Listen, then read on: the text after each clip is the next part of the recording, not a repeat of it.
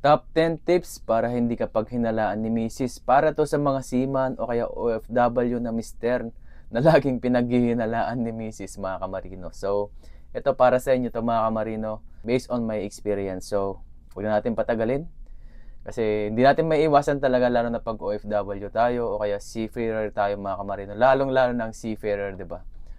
Kasi pag sinabi nilang seaman, yung tingin ng iba, babaero, nadadama yung mga hindi babaerong seaman. So, ito, tips based on my experience mga kamarino para hindi ka paghinalaan ni Mrs. So, ito number 1, iparamdam mong kasama pa rin siya kahit malayo ka. Katulad ng simpleng good morning lang na message, kumustahin mo siya araw-araw kahit simpleng tanong lang ng anong ulam nyo dyan, kumusta ang araw mo, yung mga ganun mga kamarino. Kahit simpleng bagay lang, mahalaga yun sa asawa. Gusto niyang maramdaman na kahit nasa barko ka or nasa ibang bansa ka, nandyan ka pa rin para sa kanya. Number 2, huwag kang magbago ng ugali habang malayo ka. Kung dati sweet ka, huwag mong palitan ng malamig na pakikutungo. Kasi ang pagbabago ng kilos, unang senyalis ng paghihinala mga kamarino. Kaya dapat kung ano yung dati mong ugali, dapat ganun pa rin, ipakita mo na walang nagbago, ipakita mo pa rin sa kanya na mahal mo pa rin siya kahit na malayo ka, ipakita mo na mahalaga pa rin siya kahit na sobrang busy mo sa trabaho mga kamarino. So, number 3, magbigay ng oras, hindi lang pera. Oo, ito, madalas sa atin mga seaman, mga nasa ibang bansa, mga OFW, land-based mga kamarino. Oo, nakapagbigay tayo ng pera, good provider tayo, ika nga. Pero, padala ka ng padala, pero wala ka namang oras sa kanya. Minsan, ang gusto lang ng asawa mo ay makausap ka. Kahit 10 minutes na video call lang mga kamarino, sapat na yan para mapanatag ang isip niya. So, number 4, iwasan natin ang sikreto. Kung may lakad, sabihin agad mga kamarino. Kung may mga kasama, ipaalam mo ka agad. Kaysa sa iba pa niya malaman, ang pagiging transparent ay kalasag ng tiwala mga kamarino. Kaya dapat maging honest tayo, sabihin natin kung may lakad tayo, kahit na sino pa yung mga kasama natin mga kamarino, dapat ipaalam natin sa kanya, huwag tayong maglilihim mga kamarino. So number 5, ipakilala mo siya sa mga kaibigan mo, sa barko o sa trabaho mo or sa ibang bansa mga kamarino. Mas panatag si Mrs. mo kung alam niya kung sino ang kasama mo. Kahit paminsan lang, ipakita mo sa video ko lang tropa o picturean mo lang mga kamarino. Number 6, i-update mo siya sa routine mo, hindi dahil sa control, kundi para may peace of mind siya.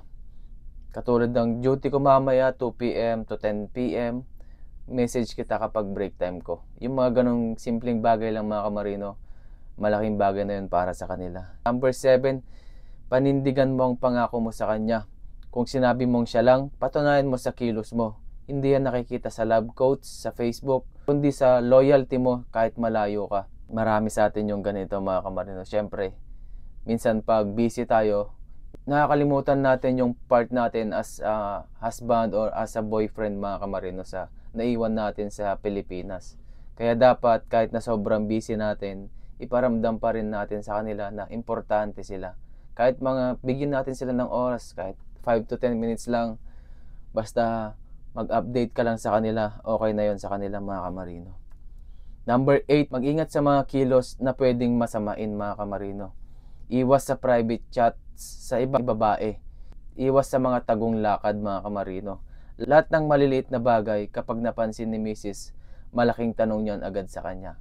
Kaya eto, honesty talaga yung number 1 mga kamarino. Dapat maging honest ka lang sa kanya. Kasi kung nagsabi ka sa kanya or nagpaalam ka sa kanya, galit man siya or hindi, at least nagpaalam ka. Sa una, oo, siguro gagalit siya, pero balang araw or maya-maya, maiintindihan din niya. Dapat lagi tayong nagpapaalam mga kamarino sa mga misis natin. Kahit saan man tayo magpunta or ano man yung gagawin natin, lagi tayong magpaalam. Number 9, ipaglaban mo siya kahit hindi niya alam.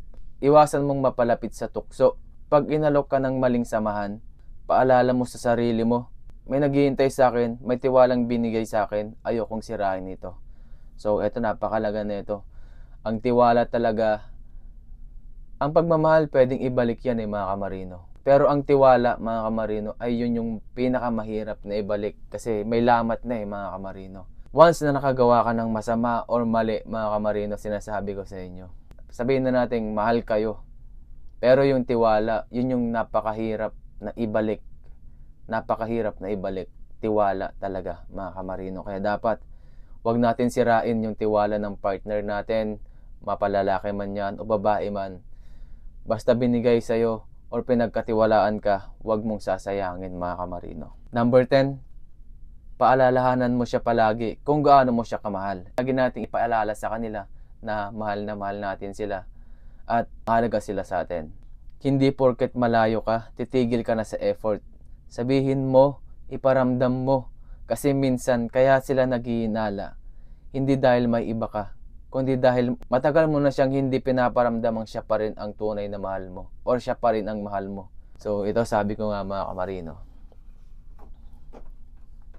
kahit sobrang busy natin, kahit na sobrang pagod na pagod tayo, kahit mag-text lang tayo, maglalan tayo ng kahit 5 minutes lang na video call, mga kamarino, mag-update tayo sa kanila palagi. Kung may lakad tayo, may pupuntahan tayo, magiinom, sinong kasama natin, lahat sabihin natin sa kanila, lahat sabihin natin sa kanya para hindi tayo pagdudahan.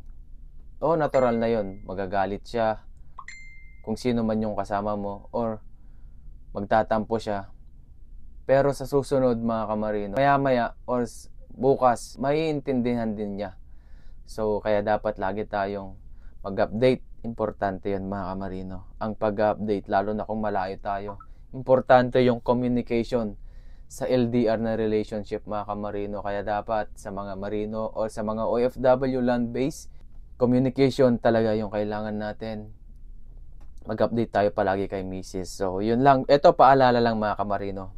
Pagtiwala na ang nawala, minsan, kahit gaano mo pa kamahal, mahirap nang ibalik. Yun nga sinabi ko kanina.